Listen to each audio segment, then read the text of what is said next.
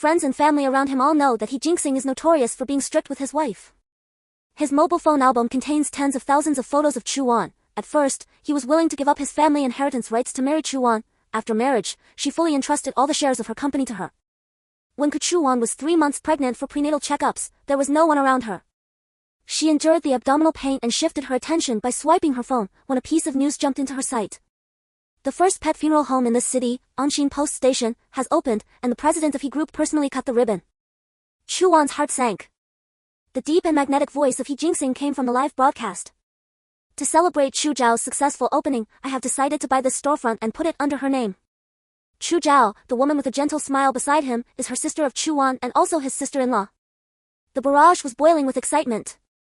Chu Wan remembered that when He Jinxing left in the morning, she apologized and said to her, "Tonight, the company has an emergency meeting. Would it be okay for you to go for the prenatal examination yourself?" At this moment, she stared at the screen, her fingertips icy cold. Without waiting for the production inspection report, Chu Wan rushed to the storefront. "I saw the live broadcast of the opening. Is this what you meant by the urgent matter of the company?" He Jinxing was picking up the house purchase contract from the table to sign, but upon hearing this, he just frowned. This street is all under the umbrella of the group, so it's naturally an urgent matter for the company. Besides, as your husband, I have an obligation to support my sister-in-law's entrepreneurship. Chu Wan smiled, unsure whether to ask him or herself. "You support your sister-in-law and celebrate her opening live, but can you let her pay, queue up, and draw blood alone?"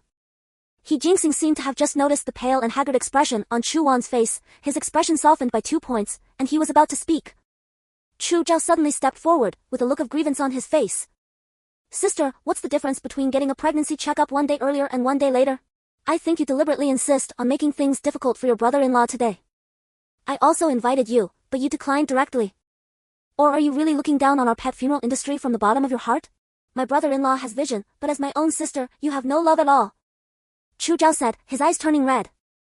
Chu Wan clearly remembers that the reason she refused at the time was that she was unstable in early stages of pregnancy and would not attend gatherings with too many people temporarily.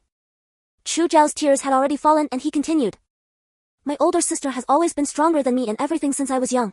She studies well, has a healthier body than me, and is also beautiful. Now that I have finally opened my own store, you are unwilling to let my brother-in-law support me." Upon hearing Chu Zhao's words, He Jinxing's gaze towards Chu Wan also turned cold. "Chu Zhao has heart disease. As an older sister, shouldn't you help her more? Do you have to be so calculating?" Chu Wan looked up at him with dry eyes. "Your brother-in-law is much more competent than me." Seemingly sensing the mockery in her words, He Jinxing fell silent for a moment and spoke frankly. "I won't hide it from you. When I was 8 years old, I was involved in a kidnapping case. Chu Zhao was kidnapped with me at that time, and it was she who saved me in the end. After escaping, I searched for her for many years. Later, when I met you in college, I thought you were her. It wasn't until our wedding and Chu Zhao's return to the country that I realized I had mistaken someone." So He Jinxing fell in love at first sight with her, who was silent and reserved, and took care of her meticulously for 4 years, even marrying her home despite family opposition. Originally, she was a thief from beginning to end, stealing the perfect match that originally belonged to Chu Zhao. Chu Wan's brain buzzed and he staggered back a few steps. He Jinxing saw Chu Wan's pale face and quickly grabbed her wrist. "Listen to me, that's just the beginning. My feelings for you have been genuine in recent years. You are my wife, Chu Zhao is just a young benefactor." He explained. "I can cancel the wedding, but I still choose to continue. I'm helping her this time because she just returned to China and I'm afraid she might be too busy with entrepreneurship and have a heart attack." Chu Wan's chest was suffocating with anxiety. She didn't say much, nor did she accept He Jinxing's persuasion, and turned around and left this place. Returning home, lying on the sofa, Chu Wan gazed at the photo of her and He Jinxing on the coffee table. In the photo, He Jinxing looked at her with a focused and affectionate gaze, as if she were his whole world.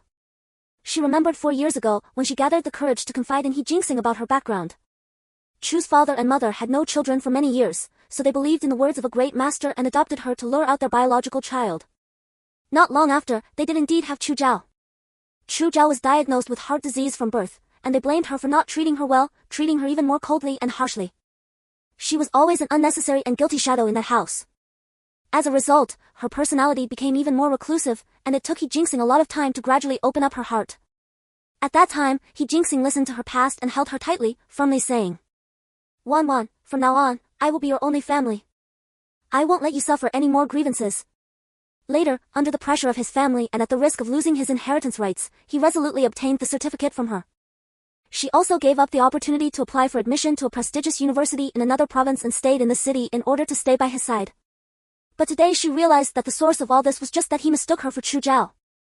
Just like at the beginning, Chu's parents gave Chu Zhao the opportunity to be adopted in order to serve as a guide for her. Originally, the only warmth in her life was an unintentional gift from Chu Zhao, or in other words, a charity. She remembered the years when she fell in love with He Jinxing. He held the hand of a pen to sign billions of contracts, but made soup for her, postponed emergency meetings just to give her the scarf he forgot to bring, and gave up major cross-border projects just because it was her birthday. He, such a proud son of heaven, once bowed down to her. To let go of this relationship is like cutting off a part of her heart.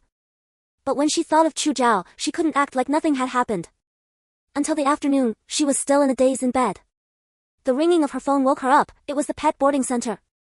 "Mrs. He, the Yuanbao you fostered here is missing. We searched the entire store but couldn't find it.